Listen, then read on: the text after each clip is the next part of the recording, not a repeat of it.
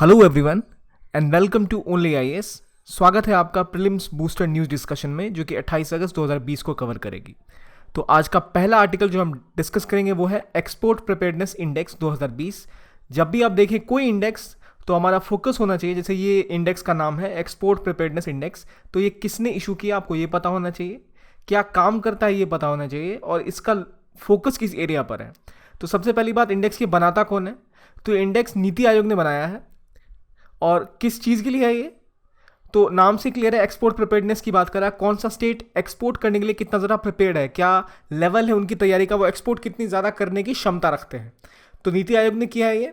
और इनकी ये पार्टनरशिप किसके साथ हुई है? इनकी पार्टनरशिप हुई है इंस्टीट्यूट ऑफ कॉम्पिटिटिवनेस, इसके साथ इनकी पार्टनरशिप है। और इंडेक्स रिलीज हुआ है एक्सपोर्ट प्रिपेयर्डनेस इंडेक्स। इसमें नंबर 1 पे कौन है? तो गुजरात, जो आपको पता होना चाहिए। नंबर 2 पे महाराष्ट्र, तमिलनाडु है। तो ऐसे आप पूरी लेंथ तो याद नहीं कर सकते, पर याद रखिए गुजरात टॉप पे है, 75.2 इसका प्रिपेयर्डनेस स्कोर है। और ये रिपोर्ट आखिर करती क्या है? ये रिपोर्ट क्या देखती है जिससे वो पता कर पाए कोई राज्य एक्सपोर्ट करने के लिए कितने स्तर तक तैयार है? वो देखती है कि वहाँ पे कितनी ज़्यादा वहाँ की पॉलिसीज़ हैं, वो कितना फैसिलिटेट करते हैं एक्सपोर्ट्स को। अगर हम और डिटेल में जाएँ तो वो जो पैरामीटर्स है जो वो यूज़ करते हैं वो 4 बेसिक पिलर्स पे बेस्ड है। पहली कि पॉलिसी स्टेट की कैसी है, वहाँ का बिजनेस इकोसिस्टम कैसा है, वहाँ का एक्सपोर्ट इकोसिस्टम कैसा है और वहाँ की एक्सपोर्ट परफॉर्मेंस कैसी है। तो अगर आप पॉलिसी की बात करें तो आप पॉलिसी में क्या देखेंगे कि कितना इजी है किसी बिजनेसमैन को बिजनेस सेटअप करके विदेश बाहर सामान भेजना, कितनी ज़्यादा सुविधाएं हैं ट्रांसपोर्टेशन की, लॉजिस्टिक्स कितना अच्छा है। तो ऐसे कई सारे सेक्टर्स होते हैं, पर प्राइमरली हमें क्या ध्यान रखना है, एक्सपोर्ट प्रिपेयर्डनेस इंडेक्स किसने कौन बनाता है? तो वो नीति आयोग की है। इसमें नंबर 1 पे कौन है? गुजरात है, दोनों में महाराष्ट्र है। और इसके 4 पिलर्स क्या है? इसके पिलर्स है policy, business ecosystem, export ecosystem और एक्सपोर्ट परफॉर्मेंस। अब अगर इसके सब पिलर्स में जाएं तो कौन कौन से अंदरूनी एरियाज जिन पे फोकस किया जाता है, आपको याद नहीं करना है ये, पर just for the sake of कि आपको पॉइंटर्स दिमाग में रहे अगर कभी लिखना पड़े इस पे आंसर। तो जो प्रमुख चीज़ें हैं वो क्या क्या हो सकती हैं? Export promotion policy, institutional framework, business environment, infrastructure, transport connectivity, access to finance, export infrastructure, trade support, research and development का इंफ्रास्ट्रक्चर, एक्सपोर्ट डाइवर्सिफिकेशन और ग्रोथ ओरिएंटेशन। तो ये नॉर्मल सी चीज़ें जो हमें पता होनी चाहिए। एक्सपोर्ट करना है तो आपके पास इंफ्रास्ट्रक्चर और ट्रांसपोर्टेशन तो होनी ही चाहिए। इसमें प्रमुख बिंदु जो हमें याद रखने लायक क्या है, वो पहला ये कि गुजरात ने इंडेक्स को टॉप किया है, 2 नंबर पे महाराष्ट्र है, उसके बाद तमिलनाडु है। जो इंडिया के प्रमुख रूप से मुख्य जो इंडस्ट्रियल स्टेट है उनकी वही इनमें टॉप पर है। अगर हम कोस्टल स्टेट्स की बात करें, कोस्टल स्टेट्स में नंबर 1 गुजरात ही होगा। लैंडलॉक स्टेट की बात करें तो राजस्थान सबसे ऊपर है, उसके बाद तेलंगाना और हरियाणा। और हिमालयन स्टेट की बात करें तो नंबर 1 पे है उत्तराखंड, उसके बाद त्रिपुरा और हिमाचल प्रदेश। और अगर हम यूनियन टेरिटरीज की बात करते हैं तो वहाँ नंबर 1 पे दिल्ली है, उसके बाद है गोवा और चंडीगढ़। तो इस तरह से आपकी इंडेक्स हो गई है एक्सपोर्ट प्रिपेयर्डनेस के। अब बात आती है, ऐसे कुछ और इंडेक्सेस हैं जिससे आप कंफ्यूज ना हो इसलिए उनको मेंशन किया गया है। जैसे एक फेमस इंडेक्स है वर्ल्ड बैंक का लॉजिस्टिक परफॉर्मेंस इंडेक्स। ये क्या देखता है? ये देखता है किसी देश की लॉजिस्टिक्स कितनी सही लेवल पर है, कोई सामान जगह दूसरी जगह ले जाने में, गुड्स को ट्रांसफर करने में लॉजिस्टिक्स कितनी ज़्यादा फ्रेंडली है वहाँ। तो नंबर 1 पे वहाँ अभी जर्मनी है, 2 पे स्वीडन है, बेल्जियम, ऑस्ट्रिया, जापान, ये बेस्ट परफॉर्मिंग स्टेट्स हैं। दूसरा एक और ऐसा मिलता जुलता इससे एक इंडेक्स है जो है trading across borders doing business, जो कि वर्ल्ड बैंक के तहत आता है। यहाँ पे देखा जाता है कि कितना टाइम और कॉस्ट लगता है लॉजिस्टिक प्रोसेस को होने में एक देश का। फिर ऐसे ही मिलता जुलता है कि ट्रेड फैसिलिटेशन इंडेक्स जो है OECD का, जो देखता है कि ट्रेड की फैसिलिटेशन प्रोसेसेस क्या हैं, पॉलिसीज़ कैसी हैं, क्या सुविधाएं दी जाती हैं ट्रेड को बढ़ावा देने के लिए, वहाँ की क्या रिफॉर्म्स किए गए हैं, कैसे कैसे सहयोग मिलता है लोगों को ज़्यादा व्यापार करने के लिए। इसके बाद एक और इंडेक्स जो मिलता जुलता इससे है वो है इनेबलिंग ट्रेड इंडेक्स, जो कि है वर्ल्ड इकोनॉमिक फोरम का। ये फोकस करता है उन चीज़ों पे जो ट्रेड हो रहा है, इस पर कौन कौन सी फैक्टर्स और पॉलिसीज़ हैं, वो किस हद तक इम्पैक्ट कर रहे हैं, इसको कितनी ज़्यादा अच्छी आपकी पॉलिसीज़ हैं जो फैसिलिटेट कर रही हैं इसको एक देश से दूसरे देश तक ट्रेड को पहुंचाने में, आपके गुड्स को पहुंचाने में, ट्रेड को करने में। तो इसमें टॉप पर है सिंगापुर।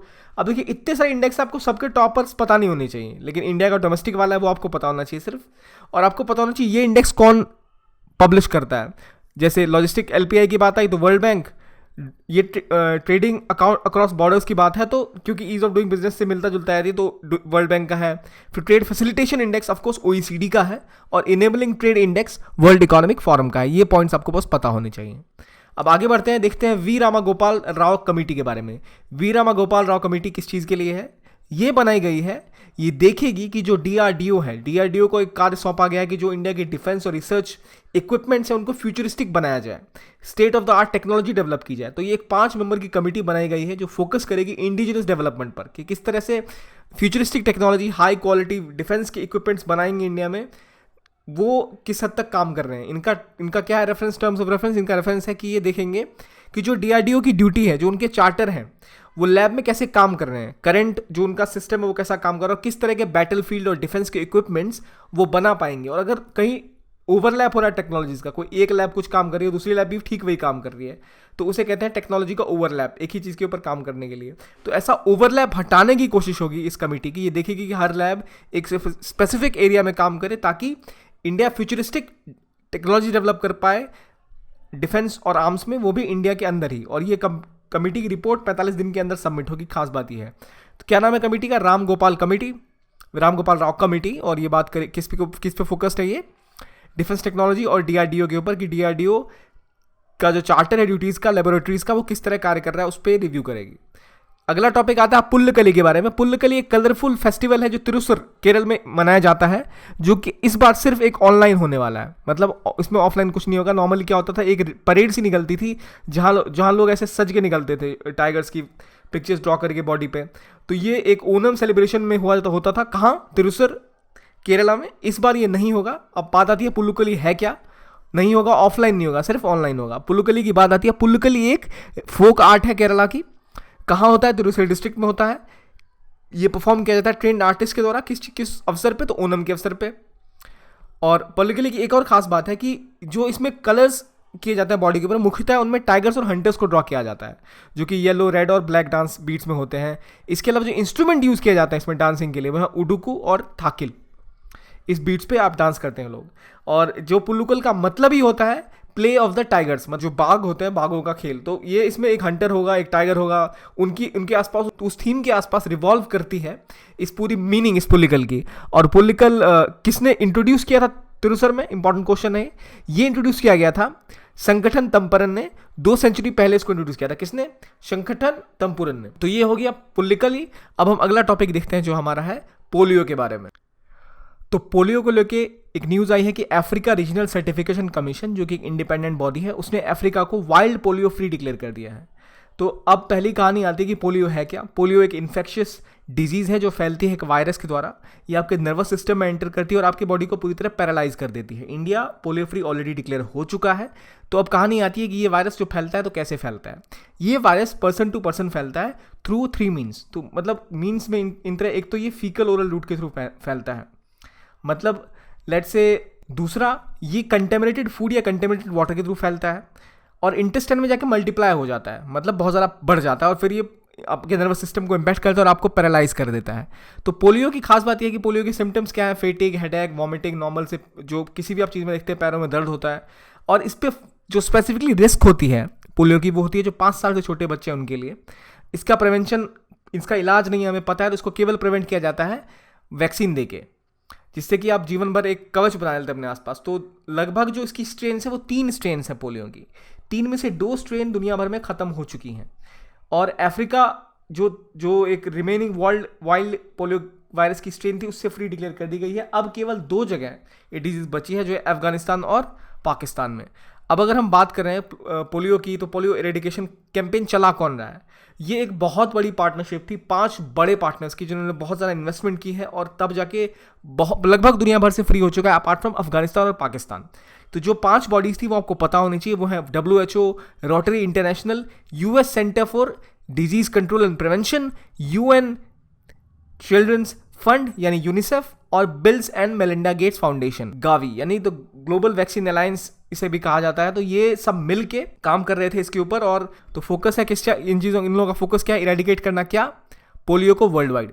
तो अभी हमने देखा कि पोलियो, वाइल्ड पोलियो से किसको फ्री किया गया, किसको डिक्लेयर किया गया फ्री, अफ्रीका को। इसके बाद बात आती है पोलियो है क्या भाई। पोलियो इज़, पूरा नाम इसका पोलियो माइलेटिस, और ये चिल्ड्रन को प्राइमरली अफेक्ट करता है, और इसका कोई इलाज नहीं है खास बात। तो इसके स्ट्रेन कौन कौन से, 3, P1, P2 and P3। P2 को 1999 में ही दुनिया भर से इरेडिकेट कर दिया गया। 2014 में इंडिया पोलियो फ्री हो चुका था, क्योंकि इंडिया ने P1, P3 स्ट्रेन भी खत्म कर दिए थे। तो इसकी वैक्सीनेशन की शेड्यूल क्या होती है, 6 वीक्स, 10 वीक्स, 14 वीक्स पे ये दिया जाता है ओरल पोलियो वैक्सीन, इसके बाद 6 वीक्स तक 14 वीक्स पे, इसके बाद 16 और 24 मंथ्स के बीच में। तो इंडिया में तो काफी वृहद पैमाने पे इसका कैंपेन चला था पोलियो का। पर अब अगला टॉपिक है NDC transport initiative for Asia. अब एनडीसी क्या होता है? एनडीसी मतलब nationally determined contributions. Nationally determined contributions वो कंट्रीब्यूशंस थे जो कि देशों ने पेरिस कॉन्फ्रेंस में 2015 में दिए थे, पेरिस एग्रीमेंट में।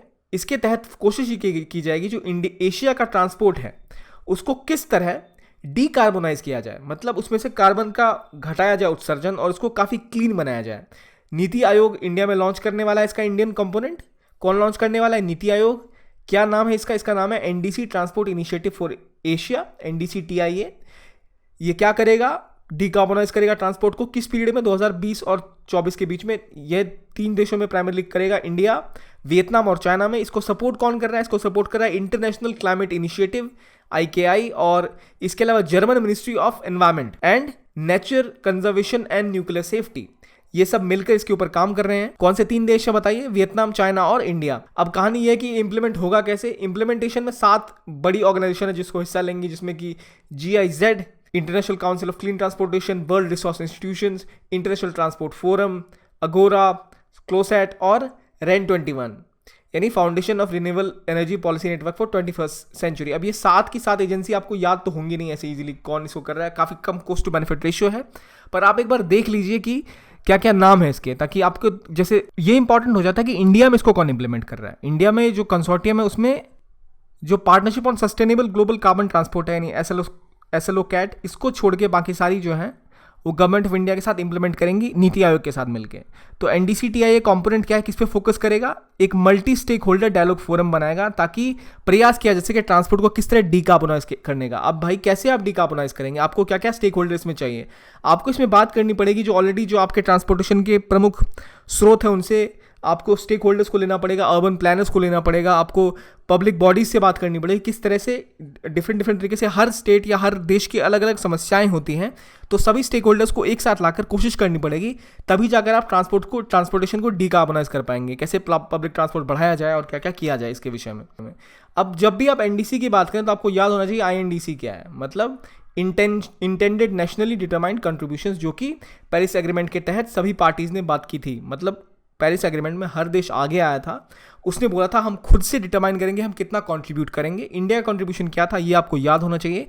इंडिया का कंट्रीब्यूशन था कि इसकी जो इमिशन इंटेंसिटी है इसको घटा के 2030 में 2005 के लेवल तक लाएंगे 33 to 35% में। इसके अलावा इनका ये भी इंडिया ने कमिट किया था कि इंडिया टोटल जो इलेक्ट्रिसिटी जनरेशन है फॉसिल फ्यूल एनर्जी से कम करेगा वो बाय 40%, और एक एडिशनल कार्बन सिंक बनाएगा 2.5 to 3 मिलियन टन्स का, जो कि कैसे आएंगे, या तो फॉरेस्ट कवर बढ़ाएंगे या ट्री कवर बढ़ाएंगे।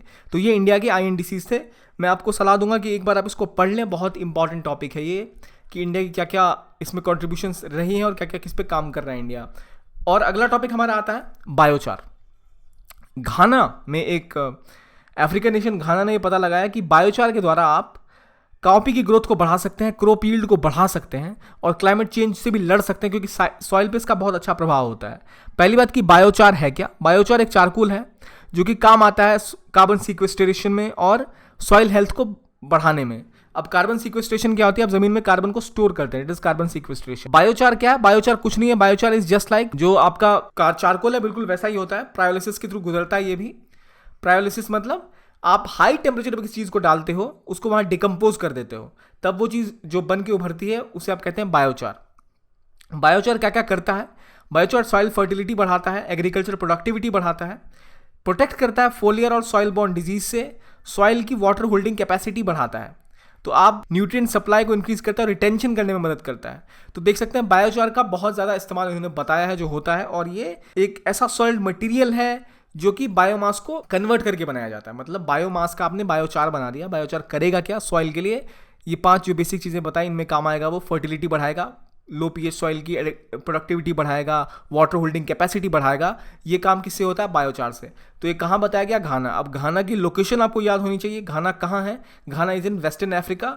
ये रहा घाना। घाना के पास, घाना इज अ कोस्टल स्टेट। घाना के पास जो आसपास के रीजन में देश है वो आपको पता होना चाहिए। कॉन्टे डिवीरी हुआ या फिर टोगो हुआ, ये सारे रीजन इसके पास हैं। ये गल्फ ऑफ गिनी के पास है ये रीजन, यहाँ आपका घाना है। और इससे आपको पता होना चाहिए कि क्या यहाँ पे कौन सी ओशन वेव्स आती हैं, मुझे बताइए आप। यहाँ का टेम्परेचर कैसा होता है आपको नक्शा देख के पता होना चाहिए ये सब ज्योग्राफी के हिसाब से।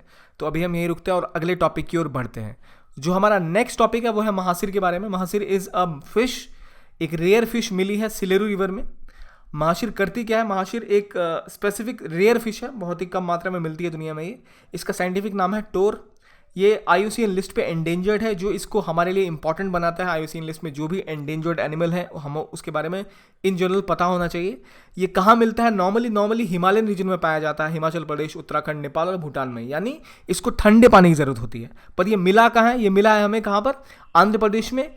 किस रिवर के पास? सिलेरू रिवर के पास। अब सिलेरू गोदावरी की तरह से एक तरह से ट्रिब्यूटरी है, तो यहाँ पर महाशिर का मिलना एक खास बात है। इसके अलावा जो गोल्डन महाशिर है वो इसी की एक स्पीसीज है जो हिमालयन रीजन में मिलती है। जैसे मैंने आपको बताया, जो टेम्परेचर है वो 20 डिग्री सेल्सियस से ऊपर नहीं होना चाहिए, क्योंकि ठंडे एरियाज में मिलती है। गोदावरी रिवर में ऑलरेडी 135 फिश की स्पीसीज मिलती है, जिनमें गोल्डन महाशिर एक है उनमें से। तो आप इसका नाम याद रखिए, काफ़ी रेयर है ये। और सिलेरू रिवर की बात आती है, सिलेरू रिवर कहाँ से आती है?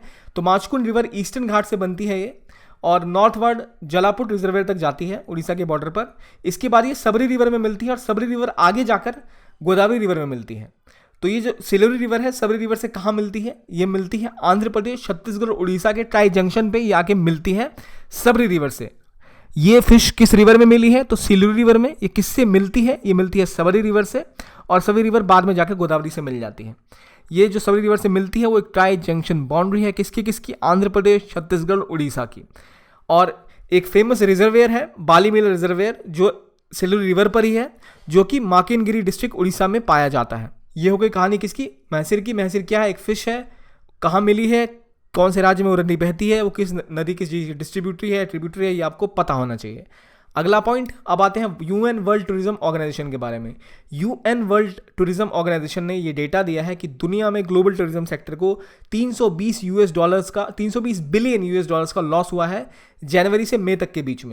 क्योंकि ये जो है वो 2009 से 3 गुना ज़्यादा है। 2009 में क्या आया था? ग्लोबल फाइनेंशियल क्राइसिस आई थी, उससे 3 गुना ज़्यादा है ये। और तो ये तो होगी डेटा हो गया, हमें पता है क्यों हुआ है। कोरोना का समय आया है, लॉकडाउन हो चुका है। तो पहली बात आती है कि वर्ल्ड टूरिज्म ऑर्गेनाइजेशन जो UN का है, ये क्या है? ये UN की एक एजेंसी है जिसका काम है प्रमोशन करना sustainable, responsible, universally accessible tourism का। टूरिज्म को इस तरह डेवलप किया जाए सस्टेनेबल हो, रिस्पॉन्सिबल हो और यूनिवर्सली एक्सेसिबल हो। ये इस्टेब्लिश किया 1974 में। इसका हेडक्वार्टर कहाँ है? मैड्रिड, स्पेन में। तो ये इस ऑर्गेनाइजेशन की खास बात यह है कि करती क्या है? प्रमोशन करेगी टूरिज्म का, कैसे ज़्यादा इकोनॉमिक ग्रोथ हो। जो रीजन बुरी तरह एनवायरमेंटली डिग्रेडेड है वहाँ इको टूरिज्म डेवलप किया जाए, एनवायरमेंट को सस्टेनेबली एक्सप्लोर किया जाए, ना कि एक्सप्लॉइट किया जाए। ये इनका फोकस है। ये क्या करते हैं? कोशिश करते हैं इम्प्लीमेंटेशन की। किस बात की? Global code of ethics for tourism. ये इनका फोकस है कि ऐसा दुनिया में ग्लोबल कोड है टूरिज्म को लेकर, किस तरह टूरिज्म आपको सोशो इकोनॉमिकली कंट्रीब्यूट तो करेगा, पर जिसके नेगेटिव फैक्टर से पॉल्यूशन हो गया, एनवायरमेंटल एक्सप्लॉयटेशन हो गई, वो घटाया जाए, जंगलों, पहाड़ों, इन सबको ज़्यादा नुकसान न हुआ जाए। तो इसके लिए global code of ethics for tourism है, जो फोकस है इस ग्रुप का बढ़ावा देने का। ये क्या रिलीज करते हैं? इस बॉडी की एक फेमस रिलीज है, इंडेक्स है, जो है वर्ल्ड टूरिज्म बैरोमीटर, जो है एनुअली रिलीज करती है। अगला टॉपिक जो हमारा है वो है प्रधानमंत्री राष्ट्रीय बाल पुरस्कार। प्रधानमंत्री राष्ट्रीय बाल पुरस्कार का नाम पहले क्या था? पहले इसका नाम कुछ और था। पहले इसका नाम था national child award for exceptional achievement. ये 1996 में बनाया गया था, और उस टाइम इसका नाम क्या था? National child award for exceptional achievement, जिसका नाम बदलकर बाद में प्रधानमंत्री राष्ट्रीय बाल पुरस्कार बना दिया गया। इसमें राष्ट्रपति बच्चों को पुरस्कृत करते हैं। ये जो होता है नॉमिनेशन, इसमें इनवाइट करती है ministry of women and child development.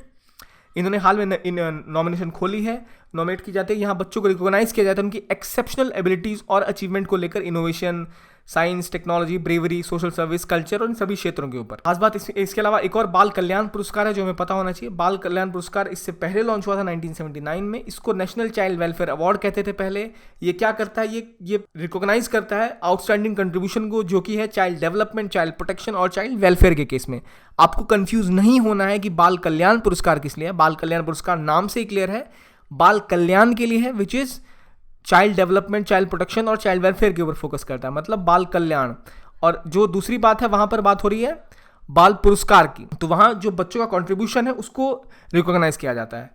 तो जो 2 कैटेगरीज बाल कल्याण पुरस्कार की हैं वो इंडिविजुअल और इंस्टीट्यूशन, और इनमें कैश प्राइजेस दिए जाते हैं दोनों ही कैटेगरीज में। अगला टॉपिक हमारा आता है, अगला टॉपिक है एस्ट्रॉइड 2018 VP1, जिसे हम इलेक्शन डे एस्ट्रॉइड भी काफ़ी दिनों से न्यूज़ में इसे कहा गया है, क्योंकि ऐसा माना जा रहा है कि जिस दिन अमेरिका में इलेक्शन है उस दिन ये एस्ट्रॉइड धरती के पास से गुजरेगा और बहुत पास से गुजर रहा है और धरती से टकरा भी सकता है। खास बात यह है कि एस्ट्रॉइड बहुत छोटा है, इस वजह से टूट जाएगा टुकड़े टुकड़ों में अगर अर्थ पे एंटर भी किया। पॉसिबिलिटीज़ की 0.5% है कि अर्थ की एटमॉस्फेयर में एंटर करने की। तो चलिए बात करते हैं पहले से एस्ट्रॉइड की। ये नासा के जेट प्रोपल्शन लेबोरेटरी ने ये एस्ट्रॉइड को पहचाना था, जो कि इंडिया के साथ अर्थ के साथ कोलिजन कोर्स में है, काफ़ी क्लोज है, अर्थ से जाएगा गुजरेगा, ये कोलाइड करेगा जिस दिन अमेरिका का प्रेसिडेंशियल इलेक्शन है उस दिन। और ये पहली बार डिस्कवर किया गया था पालोमार ऑब्जर्वेटरी कैलिफोर्निया के सैन डिएगो काउंटी में 2 साल पहले। और खास बात इसमें क्या है कि बहुत छोटा है, ज़्यादा थ्रेट है नहीं अर्थ को। नासा ने कहा था 0.41% चांसेस है एंटर करेगा प्लैनेट के अर्थ के एटमॉस्फेयर में, लेकिन डिसइंटीग्रेट कर जाएगा छोटे छोटे पीसेज में, इसलिए हमारे लिए कोई खतरे की बात नहीं है। अब खास बात यह कि एस्ट्रॉइड होते क्या हैं। एस्ट्रॉइड बहुत सी छोटी छोटी टीनी बॉडीज होती हैं जो मूव करती हैं। कहाँ पर? मार्स और जुपिटर के बीच में एक एस्ट्रॉइड बेल्ट होती है जो इस तरह दिखती है, या बहुत से छोटे छोटे अवशेष घूमते रहते हैं। कहा जाता है कि शायद कोई एक प्लैनेट टूट गया था, ये उसके टुकड़े हैं और ये अपने उस अभी तक एक्सिस में घूम ही रहे हैं। तो ये हमारे सोलर सिस्टम के बहुत पुराने लेफ्ट ओवर्स हैं और कहा जाता है कि 4.6 बिलियन ईयर्स अगो जब जो क्लाउड और डस्ट कोलैप्स हुआ था उसी टाइम के आसपास से ये हैं। तो ये हो गई एस्ट्रॉइड की कहानी, इसको हम डिटेल में कभी और कवर करेंगे, पर एक बेसिक इंट्रो इसका ये हो गया। तो आज के जो प्रमुख टॉपिक्स हैं वो हमने कवर कर लिए। अब देखते हैं कि हमें कितना याद है। एक टॉपिक है export preparedness index 2020, NITI Aayog द्वारा बनाया जाता है। आपको बताना है ट्रू या फॉल्स है। Andhra Pradesh has top the index followed by Maharashtra and Tamil Nadu. क्या ये ट्रू है या फॉल्स है? अगला टॉपिक है, अगला क्वेश्चन है वी रामा गोपाल राव कमेटी जो है वो क्या करती है? डिजिटल पेमेंट को प्रमोट करती है। ट्रू है या फॉल्स है ये? तीसरा स्टेटमेंट है वर्ल्ड टूरिज्म ऑर्गेनाइजेशन जो है रिस्पॉन्सिबल है promotion of sustainable, responsible and universally accessible tourism. इसका हेडक्वार्टर पेरिस में है, फ्रांस में। क्या सही है या नहीं?